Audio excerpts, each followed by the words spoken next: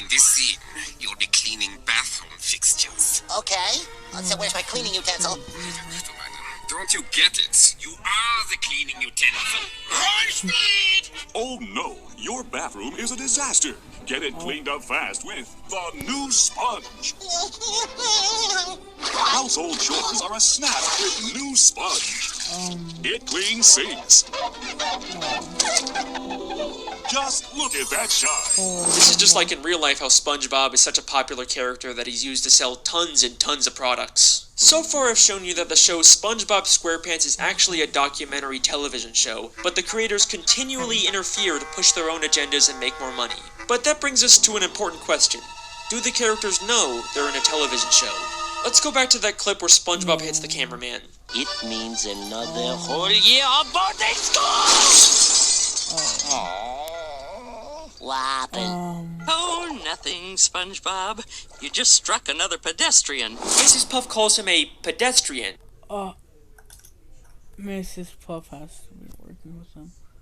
Which sounds more like she thinks he's just some random Bikini Bottom citizen. The different types of marine life in SpongeBob are so diverse and weird looking that it's not too hard to believe that the characters just think these filmmakers are another weird type of fish. And back to the gorilla episode, the gorilla and the horse immediately get nervous and run away when SpongeBob questions what's going on. Well, it's funny you should... I mean, see the... George, they're onto us! Let's get out of here. Almost like the creators don't want the characters to be aware their lives are being interfered with. Now, there isn't a ton of footage of the characters interacting with the filmmakers, but I dug really deep and found the smoking gun that answers all of our questions. This is an old commercial from 2004 made to promote the SpongeBob movie. SpongeBob, what kind of jellyfish is that? It's not a jellyfish, Patrick. It's a spaceship. Hey guys, it's Carlos from the Zone. I was wondering if you could answer a few questions. Questions? Run for your lives!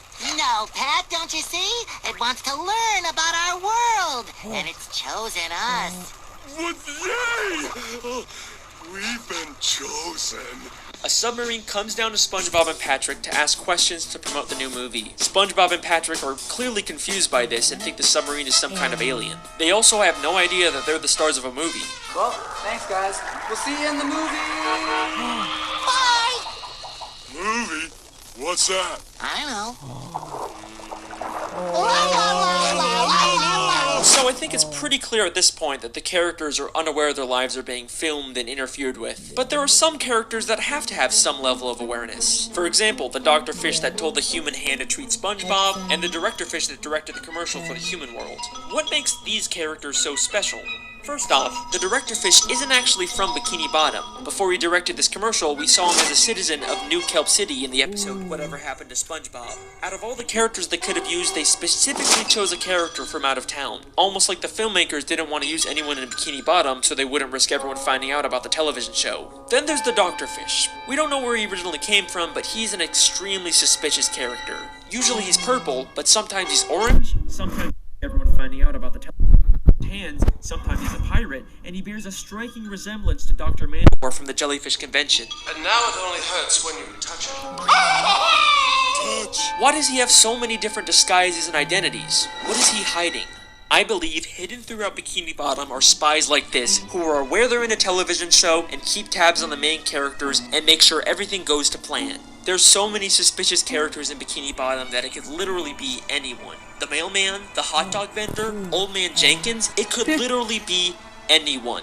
But what if I told you that the biggest spy of all isn't some random side character?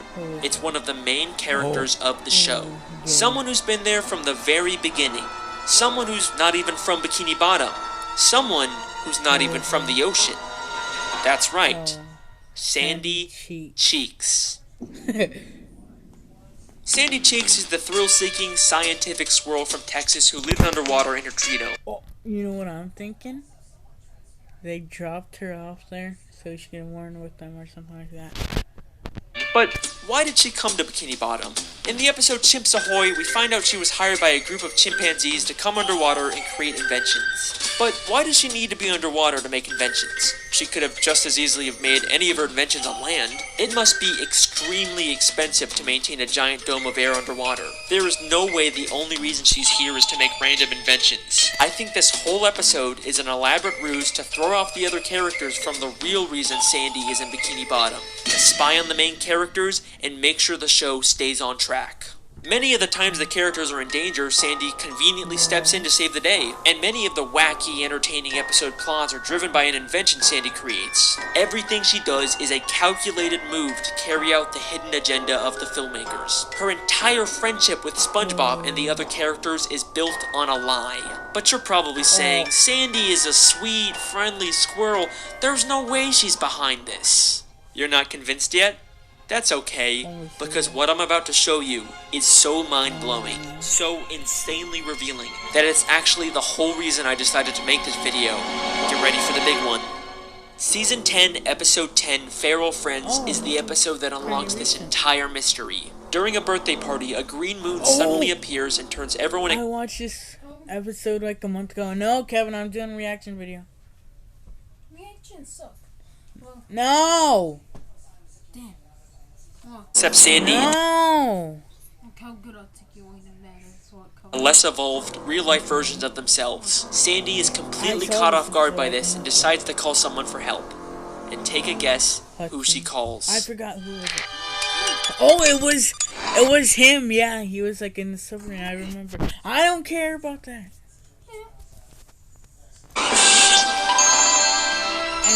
I forgot his name. Hello, French narrator speaking. Hey, Frenchie! Yeah, him, Frenchie. Ah, Sandy Cheeks. How is it hanging? Oh, it's not hanging too good, Frenchie. Yes, You see, there's this... Don't say another word. Sandy. I have been monitoring the behavior of the green moon all day.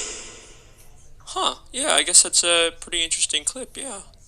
Holy shit! Sandy literally calls the narrator to let him know what's going on and asks for instructions on what to do next. She has been working with him the entire fucking time. He even has a picture of her on his desk. Oh. This is where I originally planned on ending the video, but there is still one small issue with the television theory. Just one nagging plot hole that contradicts everything. If this is all a television show filmed by scuba divers, then how are we seeing inside the buildings? It's not like any of the humans filming the show could fit inside them. It's the one annoying thing that keeps this theory from being complete. I mean, the most logical explanation is that they have hidden cameras inside of everyone's homes, but we never really see anything like that. Holy shit. Season 6, Episode 24, Truth or Square. The SpongeBob 10th Anniversary Special where they reveal lots of stuff about the characters. But the most damning piece of evidence comes from when the characters get lost in the Krusty Krab vents and end up in a room full of monitors showing live footage of all of their homes. Oh! My house is on TV! All of our houses are on TV.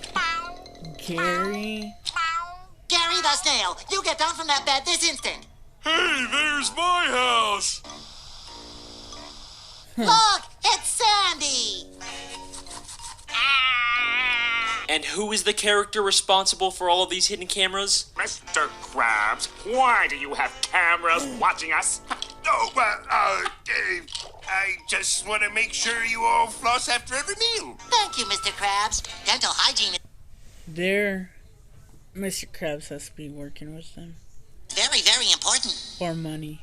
Dental hygiene? Eugene, you lying bastard! Of course he would sell out his friends for a quick buck. And if there's any part of you that thinks there's some chance Mr. Krabs has all these hidden cameras for some other reason, then take a look at what happens next.